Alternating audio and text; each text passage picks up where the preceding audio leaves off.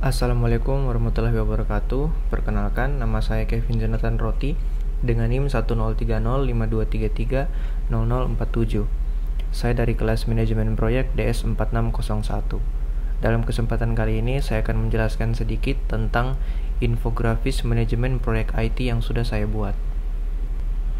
Nah, langsung saja ke bagian pertama yang sudah saya beri lingkaran merah, yaitu tentang pengertian manajemen proyek IT. Seperti yang sudah kita ketahui, proyek sendiri berarti sebuah usaha atau pekerjaan yang sifatnya sementara dan dilakukan untuk menyelesaikan sebuah produk atau jasa yang unik.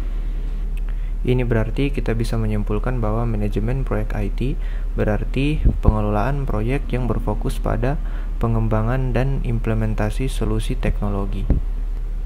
Nah, saya juga sudah menuliskan beberapa karakteristik dari proyek IT sendiri. Yang pertama yang sudah saya beri lingkaran merah adalah bersifat sementara.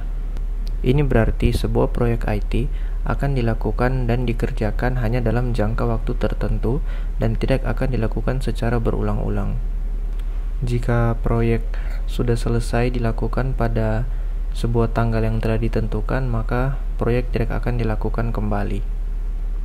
Kemudian karakteristik yang kedua ada produk atau jasa yang dihasilkan unik. Ini berarti setiap produk atau jasa yang dihasilkan dari proyek IT tidak akan sama dengan produk lain yang dihasilkan, karena tentunya sebuah proyek memiliki spesifikasi berbeda-beda sesuai keinginan user. Kemudian yang selanjutnya penuh dengan ketidakpastian. Ini berarti ketika kita melakukan atau mengerjakan sebuah proyek IT, kita tidak mungkin bisa memprediksi hal-hal apa saja yang akan terjadi pada saat proses pengerjaan, karena tentunya akan banyak terjadi kemungkinan-kemungkinan buruk maupun yang baik selama proses pengerjaan yang tidak bisa kita ketahui sejak awal. Kemudian karakteristik yang selanjutnya dari sebuah proyek IT adalah kita memerlukan perencanaan. Kenapa sih kita memerlukan perencanaan? Tentunya dengan membuat perencanaan kita bisa membuat detail jadwal pelaksanaan proyek, mungkin bisa menentukan dana yang dibutuhkan proyek, kemudian kita juga bisa menentukan prosedur dan mekanisme bagaimana proyek akan dikerjakan, dan juga bisa melakukan pengontrolan proyek. Nah, dari beberapa karakteristik proyek IT yang sudah saya sebut tadi, tentu saja kita sudah bisa menyimpulkan bahwa sebuah proyek IT tentu saja berbeda dengan kegiatan operasional kita sehari-hari. Karena dalam sebuah proyek, kegiatan itu bersifat sementara dan unik.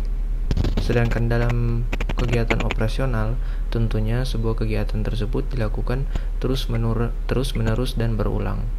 Kemudian proyek IT juga akan berhenti dilakukan ketika tujuan proyek tersebut sudah tercapai. Sedangkan kegiatan operasional tentunya tidak akan berhenti, justru diusahakan agar suatu kegiatan tersebut dapat terus berjalan. Nah, bagian selanjutnya kita akan lanjut pada jenis organisasi pada proyek, terkhususnya dalam topik kali ini, proyek IT. Yang pertama itu ada organisasi fungsional, yang berarti pada jenis ini anggota staf dikelompokkan berdasarkan spesialisasinya atau fungsinya. Kemudian jenis pengorganisasian yang kedua adalah organisasi projected. Ini berarti staf disusun berdasarkan adanya sebuah proyek. Nah, dan jenis pengorganisasian terakhir adalah organisasi matriks, yang terbagi lagi menjadi 3, yaitu weak matrix, kemudian balance matrix, dan strong matrix. Weak matrix sendiri berarti mengelola beberapa dari karakteristik organisasi fungsional dan peran PM sebagai koordinator atau yang membelanjakan untuk sebuah proyek. Kemudian balance matrix sendiri berarti mengenal tentang kebutuhan PM tetapi tidak ada wewenang penuh di seluruh proyek dan pembiayaan proyek.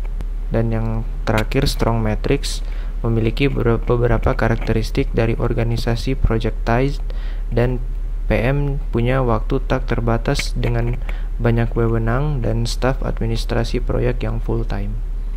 Nah, kemudian kita lanjut lagi ke dalam proses atau tahap pada manajemen proyek IT. Yang pertama ada proses inisialisasi, di mana proses ini akan memberikan gambaran global tentang suatu proyek yang akan dikerjakan. Tujuan dari tahap ini adalah menunjuk atau menetapkan manajer proyek misalnya, kemudian menentukan tujuan proyek secara rinci, mengidentifikasi stakeholder, menentukan kriteria keberhasilan proyek, dan menentukan ruang lingkup juga mungkin kebutuhan sumber daya terhadap proyek yang akan dikerjakan. Kemudian selanjutnya ada proses perencanaan atau planning process. Dalam proses ini, deskripsi detail dari definisi proyek yang sudah dibuat pada proses inisiasi akan digambarkan.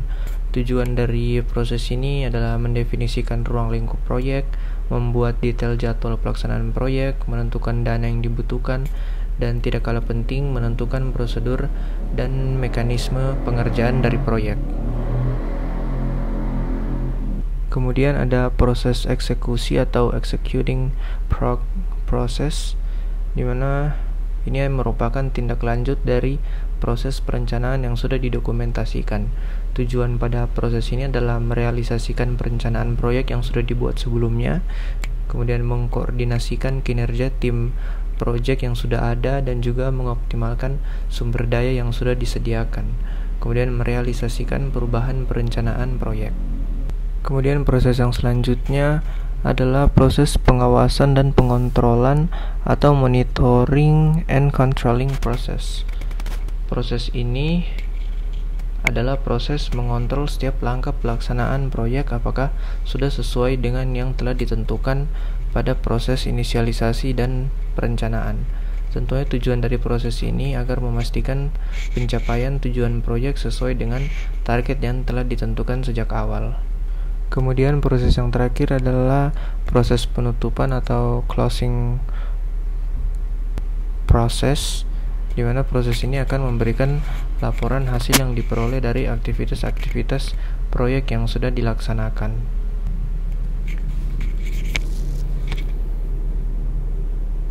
Nah, kemudian selanjutnya saya sudah menuliskan beberapa sertifikasi yang bisa kita ambil jika kita ingin menjadi seorang project manager.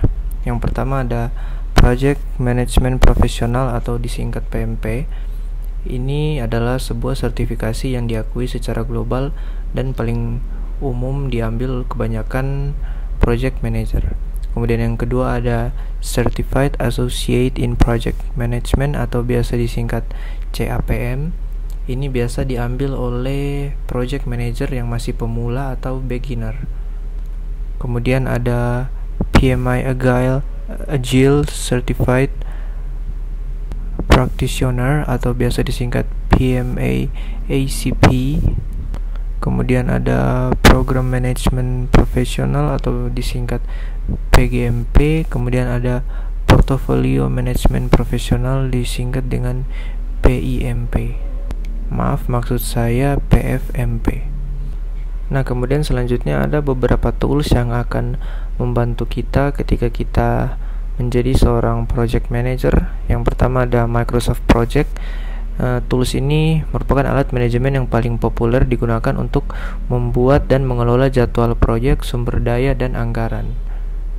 Yang kedua ada Trello, di mana platform ini menggunakan konsep papan permainan untuk mengelola tugas dan proyek. Trello memungkinkan pengguna untuk memvisualisasikan tugas dan meningkatkan komunikasi tim.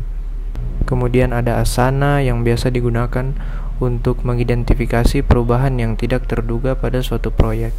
Kemudian ada Jira yang fokus pada pengembangan perangkat lunak dan manajemen bug. Kemudian ada tools integrasi, mungkin contohnya seperti Slack, Google Drive, dan Dropbox sering digunakan untuk meningkatkan komunikasi dan koordinasi tim dalam manajemen proyek IT. Kemudian ada tools analisis resiko, mungkin seperti Risky dan Risk. Ini digunakan untuk menganalisis dan mengelola resiko dalam proyek IT. Kemudian ada tools manajemen sumber daya. Ini seperti Workday dan Bamboo HR. Ini digunakan untuk mengelola sumber daya manusia dalam proyek IT. Kemudian yang terakhir ada tools manajemen dokumentasi. Ini seperti Confluence dan SharePoint. Ini digunakan untuk mengelola dokumentasi dalam sebuah proyek. membantu dalam berbagi informasi, dokumentasi, dan pengelolaan sumber daya. Saya kira itu saja yang bisa saya sampaikan. Lebih dan kurangnya mohon maaf dan terima kasih.